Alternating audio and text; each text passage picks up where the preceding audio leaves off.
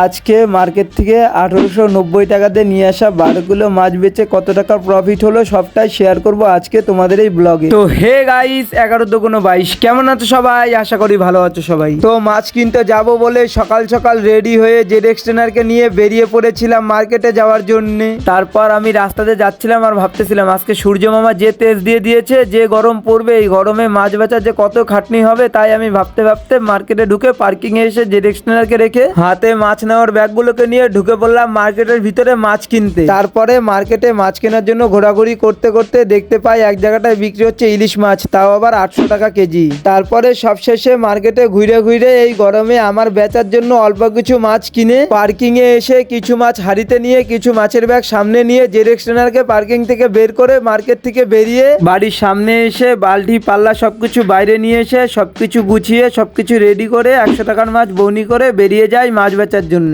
আর আজকে আমার কাছে মাছের মধ্যে ছিল 4 কেজি চিংড়ি মাছ, 5 কেজি গুড়া মাছ আর 3 কেজি সরপুঁটি মাছ। তারপরে পাড়ায় পাড়ায় গিয়ে গলি গলিতে ঘুরে কাস্টমার ডেকে কোথাও 40 টাকার কোথাও 200 টাকার এইভাবে করে মাছ বেচে আজকে অনেকটা গরম দেওয়ার কারণে একটা গাছতলায় বসে জেড এক্সটেনারকে রেখে দোকানে গিয়ে একটা 10 টাকা দামের জল বোতল কিনে জল খেয়ে অল্প রেস্ট করে আবারও বেরিয়ে যায় সামনের দিকে মাছ বেচার জন্য। তারপরে আরো কিছুক্ষণ এইভাবেই এক জায়গায় 60 টাকার এক জায়গায় 70 টাকার মাছ বেচে মাছগুলোকে শেষ করে বাড়ির সামনে এসে জেড এক্সটেনারকে রেখে বাড়ির ভিতরে গিয়ে টাকা পয়সা সবকিছু হিসাব করে দেখি আজকে আমার পুঁজি বাদ দিয়ে আজকে আমার লাভ ছিল 405 টাকা।